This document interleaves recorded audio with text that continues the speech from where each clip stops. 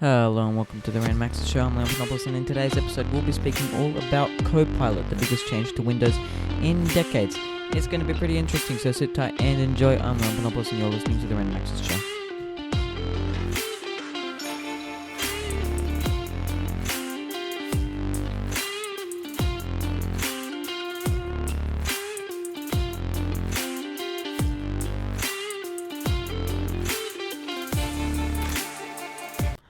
Hello and welcome to the Rand Max's Show. I'm Leon Panopoulos, and today is the AFL Grand Final, but also the day that we're talking about Windows Copilot, or as Microsoft wants us to call it, just Copilot. And it's a new feature added to Windows. It's an AI, I don't want to say chatbot. I want to say it's an AI assistant. It helps you in Windows. Supposedly it helps you. I don't know. I don't think we need Copilot. I don't think we need AI in Windows, but I'll have my little rant about that later. So Copilot has been in the making for a while. Copilot has been in Office, or what's it called now, Microsoft 365, for a few months, as an added extra to for business users. It's oriented to business users, but it's been an added extra, and now it's available in Windows to help you out with whatever you need.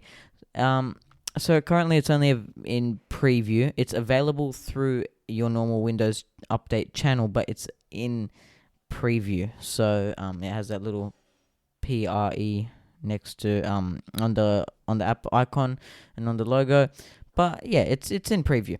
And for good reason too, because through my testing, it hasn't been 100% accurate.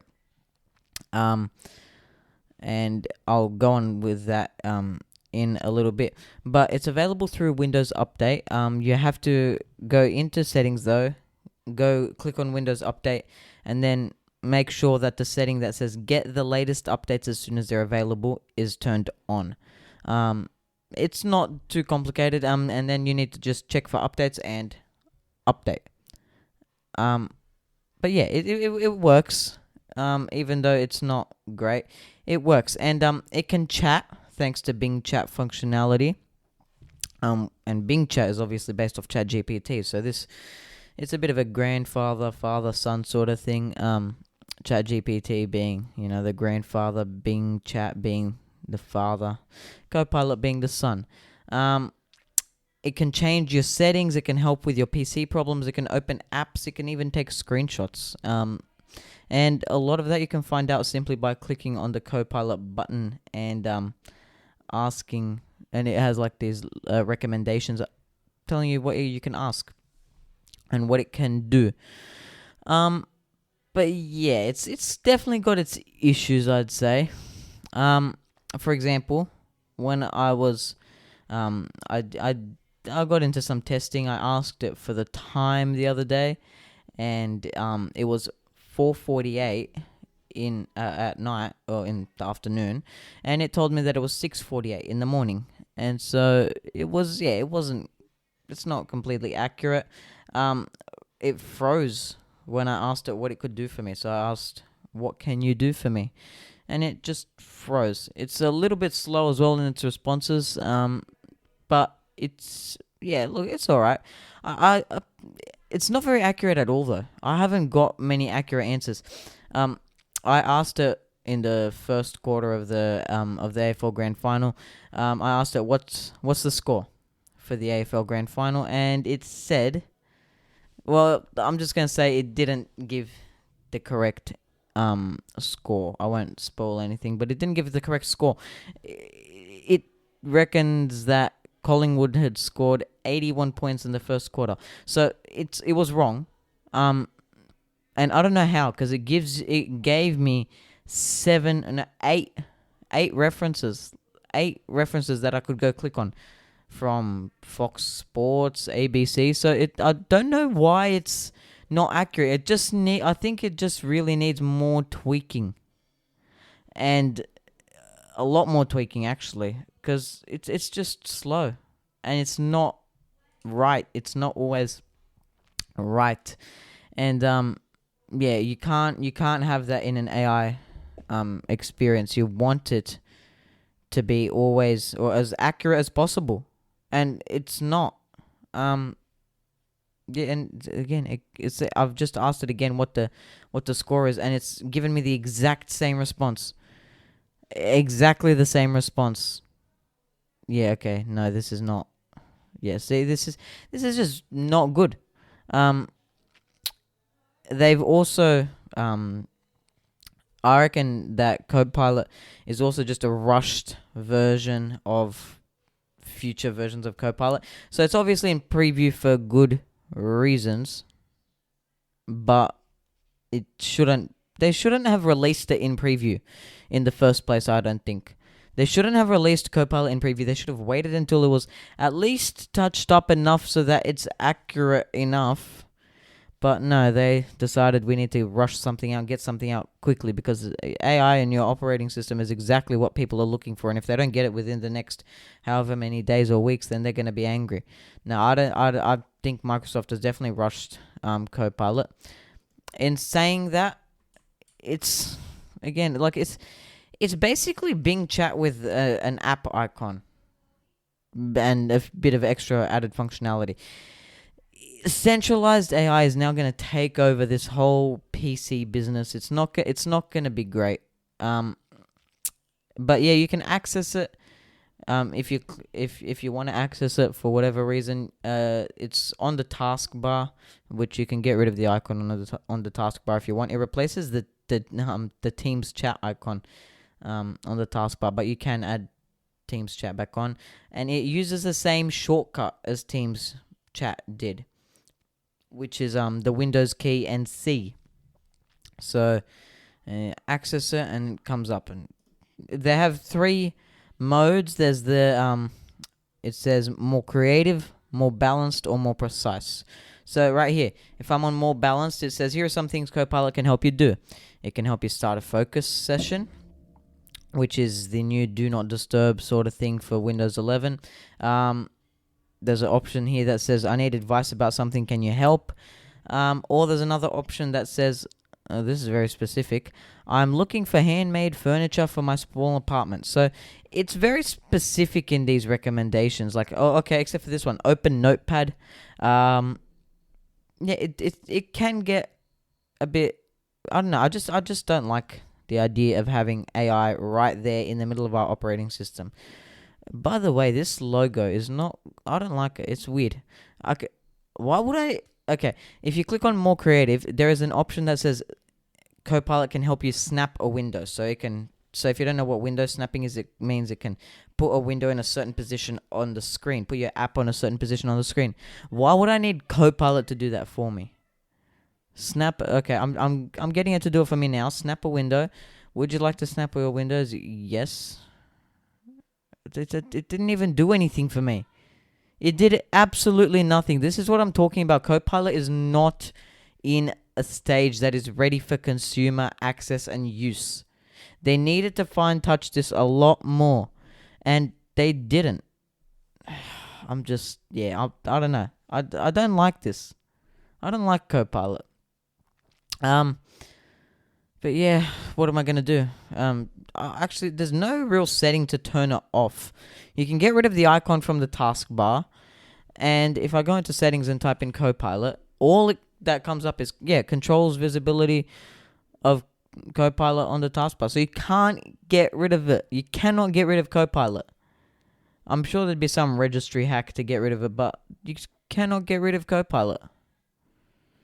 That is stupid. You know what it is? Copilot is just in my eyes, it's just a big way to extra data mining. That's what I reckon it is. Mine your data so that you can have AI in Windows. So this Copilot will learn your habits. And I said this last episode when I covered the Microsoft event. Was that last? No, that was last episode when I covered the Microsoft event. I said it's going to take. It's gonna be for data. It's gonna need to learn your specific habits, and it's just okay. It's meant to enhance productivity. Okay, no, it's not. It's not gonna enhance productivity. It's just gonna mine your data and then say, okay, well, it's 4:00 or 3:00 now, so you know what that means, that we Leon likes to open Spotify at 3 o'clock. Let's get Copilot to recommend open Spotify at 3 o'clock. It's just, it's learning your habits and sending all that data to the centralized servers and Microsoft, and I don't like this at all. But enough of me being angry at Copilot. I decided to do an episode on it, so I can't be angry for the whole time. Let's get into the quick stuff, because let's start off with Bing Chat. Bing Chat messages have been hijacked by malvertising, so that's malicious advertising. Malwarebytes researchers asked Bing AI Chat to download the advanced IP scanner tool, or to give them a link to download that tool, and instead got given a malware link. Yeah, okay. So what's happened here is Microsoft is monetizing Bing Chat by allowing people to to advertise through Bing Chat. You'll have a link that says sponsored, and when Malwarebytes researchers asked for this AI advanced IP scanner tool, they were given a link that was advertised to them, so which ended up being malware, which can be very, very dangerous. Yeah, this Microsoft definitely needs to work on their advertising. I'm not going to say censorship, but just filtering. They need to filter their ads a lot better in Bing Chat, because this is not good. The link, however, seems to be defunct, and researchers could not access the malware after that. Chinese hackers stole 60,000 American government emails through a Microsoft breach. It seems like every time I'm talking about the quick stuff, or every episode of Tech Done Fast, I've mentioned a cyber security breach. I've mentioned a data breach. Is everyone getting hacked now? This is going to be the future. Every day you're going to have a new hack, and it's going to be a major one every day. But Microsoft apparently, these emails were unclassified. They accessed these emails of the employees of the United States State Department. So that's like some executive department of the United States. Through a breach of the Microsoft Exchange servers, which is what they use for business emailing. And Netflix has sent out their final DVD rental discs. They did that yesterday, and it signifies the end of DVD Netflix. Obviously, if you didn't know, Netflix started as a DVD mail-out service, so it was a rental service.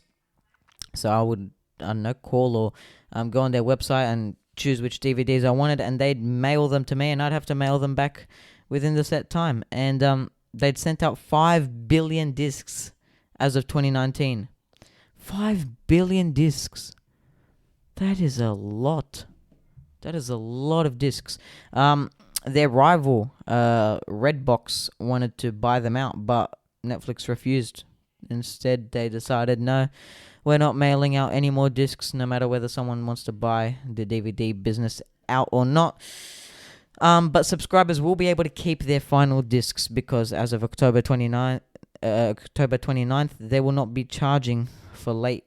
They just won't exist. They won't be charging for late discs or for unreturned discs, because they won't exist anymore. The DVD branch won't exist anymore.